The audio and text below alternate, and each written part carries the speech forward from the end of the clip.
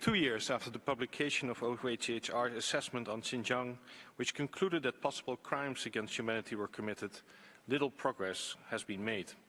And we call on China to implement without delay all recommendations of the UPR, CEDAW and CESCR reviews, as well as in the OHCHR assessment.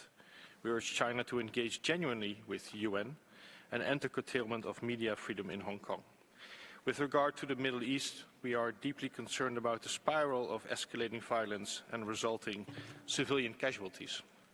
Regarding Russia, we condemn in the strongest possible terms the war of aggression against Ukraine and the atrocity committed in that war. We call on the immediate release of the more than 1,300 persons arbitrarily detained and to end the prosecution, imprisonment, mistreatment and torture of opposition, human rights defenders, journalists and other dissenting voices. Mr. President, the human rights system in Belarus remains deeply concerning. We condemn the arbitrary and unlawful detention of more than 1,400 political prisoners and call for their immediate and unconditional release. Also in Iran, we remain deeply concerned about the ongoing oppression, particularly regarding targeting women, girls, human rights defenders and ethnic or religious minorities.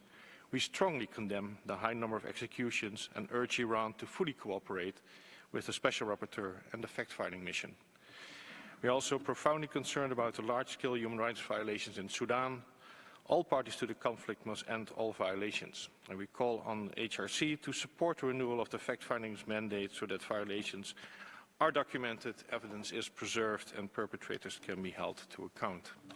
Lastly, Mr. President, Venezuela, which has seen a dramatic increase in authoritarianism since the presidential elections on July 28th. We urge the Venezuelan authorities to respect the will of the Venezuelan people and restore democracy.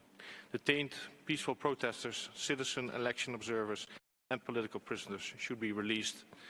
We call on security forces to assure human rights of all Venezuelans are respected. Thank you.